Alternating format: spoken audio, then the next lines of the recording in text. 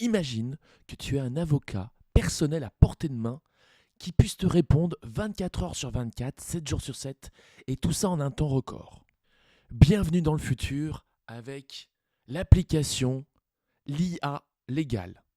Bonjour à tous et bienvenue sur ma chaîne. Je vais vous parler d'une de mes applications préférées. Elle offre la possibilité de recevoir des conseils juridiques avec des réponses générées par l'intelligence artificielle.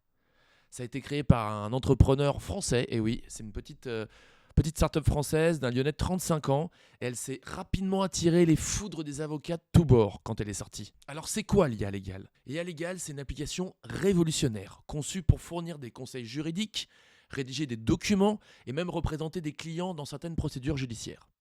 Alors en l'état toutefois, il ne s'agit pas vraiment d'un avocat, on s'en rend bien compte, c'est une application qui peut donner des simples conseils juridiques, même si l'IA peut générer des réponses à partir de 50 années de décisions judiciaires, mais aussi des programmes de l'école du barreau ou de la magistrature.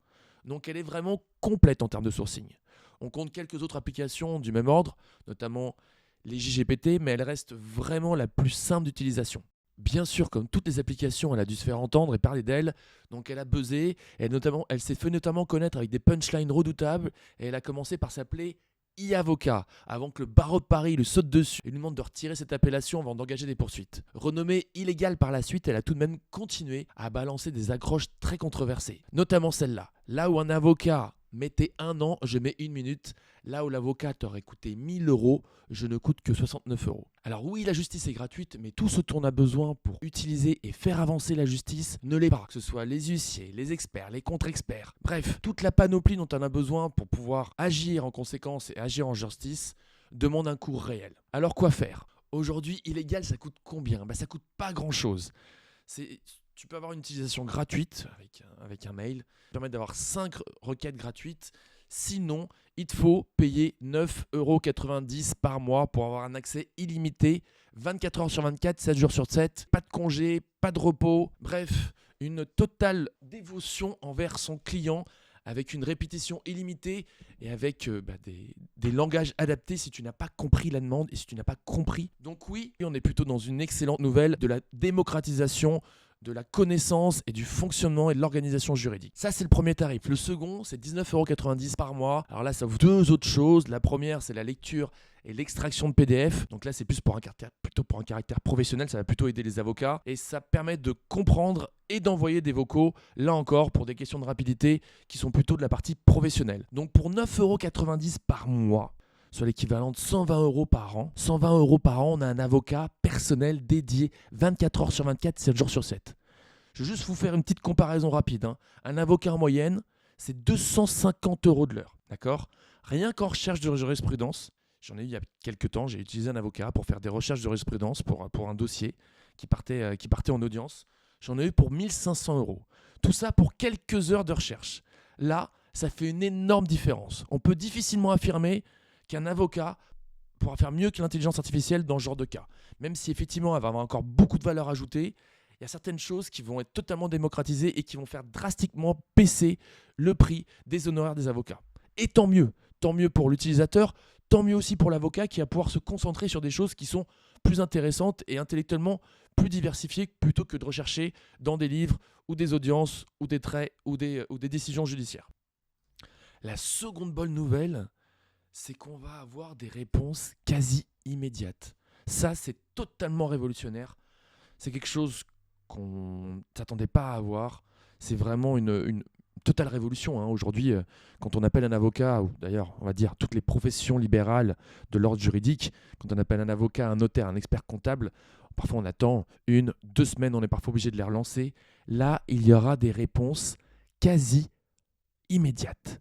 Ça, c'est même pas quasi immédiate, ce seront des réponses immédiates. C'est vraiment le bouleversement de la profession, c'est-à-dire qu'aujourd'hui, un avocat aura affaire à une intelligence artificielle qui répondra en 2-2. Ça, c'est vraiment quelque chose qui va faire économiser beaucoup de temps, beaucoup d'argent, car parfois, en fait, on a besoin d'avoir un client a besoin d'avoir une réponse quasiment instantanée pour pouvoir je sais pas, faire une décision ou en tout cas répondre à une question, et ça peut lui coûter cher. Il faut encore, bien sûr, savoir utiliser l'IA, savoir la dompter, savoir parfois s'y reprendre à plusieurs fois, générer plusieurs demandes. Parfois, dans certaines zones rurales, il n'y a pas d'avocat. Il n'y en a plus. Il n'y a plus l'avocat dans chaque village. Donc, qu'est-ce qu'on va faire? On est obligé de partir, on est obligé de se déplacer. Et parfois, pour les personnes d'un certain âge, c'est compliqué. Là, elles auront la possibilité, en tout cas, si ce n'est pas elles, en tout cas, de demander à leur petit-fils qui pourra leur donner une réponse précise et juridique. Alors, on ne peut pas parler des avantages sans parler bien évidemment des inconvénients. L'IA ne pourra pas remplacer les avocats, surtout pour les litiges qui vont être très complexes où on a vraiment besoin d'un raisonnement juridique. Mais on a encore quelques problèmes techniques, bien évidemment. On a une dose d'erreur qui existe. Alors, bien au-delà, que je dirais, de l'erreur humaine, qui existe vraiment de manière plus importante. Je crois que l'erreur humaine, c'est de l'ordre de 30%, alors que l'erreur, aujourd'hui, de l'intelligence artificielle, c'est de 5%. Mais effectivement, quand on a pour acquis que l'intelligence artificielle ne fait pas d'erreur, ces 5% prennent beaucoup plus de pas que les 30% que peut avoir un humain. L'erreur est humaine, mais difficilement l'intelligence artificielle. C'est assez étrange d'ailleurs.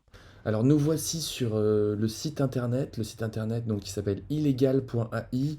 Illegal.ai, alors le site a été fait en second temps. Le premier temps, c'était l'application qui a été rodée. Pourquoi ils ont sorti l'application en premier? Tout simplement car ils voulaient l'immédiateté, là on en a parlé, l'immédiateté des réponses et avoir que ce soit disponible 24 heures sur 24. Donc voilà, ça a été configuré pour, d'ailleurs ils le mettent en avant. Ce qui est bien, c'est que c'est disponible sur l'Apple Store et Google Play. Donc sur Android et sur Mac, c'est disponible maintenant et on met en avant, encore une fois, ils mettent en avant l'application. Donc on peut voir qu'on peut demander n'importe quoi dans le domaine juridique, que ce soit de qui peut me représenter moi-même au tribunal ou encore comment peut-on contester une décision administrative. Pareil, quelle est la force ou donne-moi l'article du code du travail ou donne-moi comme référence, par exemple, je sais pas, je dirais le droit de rétractation, quel est le code ou l'article de ce droit de rétractation, par exemple. Voilà, on peut lui demander n'importe quoi. C'est une application qui est simple, fluide et intuitive. Donc voilà, on en fait l'éloge. Bon, je ne vais pas vous faire un descriptif. On va ensuite passer tout de suite au site en lui-même. Une fois qu'on s'est connecté, ça se présente comme ça. Donc là, c'est ce que... Donc on pose la question ici. On a le fil d'actualité, en fait, donc l'historique qui est ici. Donc c'est très très simple. Et on pose comme si c'était un chat, quoi. Tout simplement un peu comme ChatGPT. La différence avec un ChatGPT, c'est que bien évidemment, illégal à, je dirais, absorber un nombre, ce qu'il disait, un nombre de décisions judiciaires françaises, un nombre de manuels et du barreau et de la magistrature qui sont, il lui en donne à manger tout le temps, quoi. Donc forcément, il y a une spécialisation dans ce domaine et c'est pour ça qu'illégal, en dehors d'être très simple d'utilisation et très précis dans ses réponses, a un vrai savoir-faire, beaucoup plus que quelque chose qui est général comme ChatGPT. Si on peut comparer, c'est exactement comme si on allait voir un médecin généraliste et les spécialistes. C'est la même chose. Alors, en résumé, qu'est-ce qu'on peut retenir de illégal? Déjà que c'est un outil qui est totalement révolutionnaire, que ça nous fait gagner du temps, ça nous fait gagner de l'argent, il y a une immédiateté des réponses, il y a donc une accessibilité par rapport, je dirais, à un savoir juridique. Et là, l'IA va pouvoir t'offrir cette chose, un petit peu de sensibilité, de compatibilité et d'empathie qui existe de moins en moins, je dirais, dans tous les métiers. Je vais vous encourager à essayer, bien évidemment, illégal, la version gratuite. Mais franchement, pour 9 € par mois, résiliable à tout moment, n'hésitez pas à l'utiliser. Vous allez plus pouvoir vous en passer. Si vous l'utilisez dans votre entreprise, bien faire attention, s'il vous plaît, à ne pas donner des données privées ou confidentielles, donner des exemples ou je dirais des parallèles pour que vous ne soyez pas mis la malle avec une fuite de ces données-là. Mais en tout cas, le raisonnement est là et les réponses sont là et ça peut être la même chose.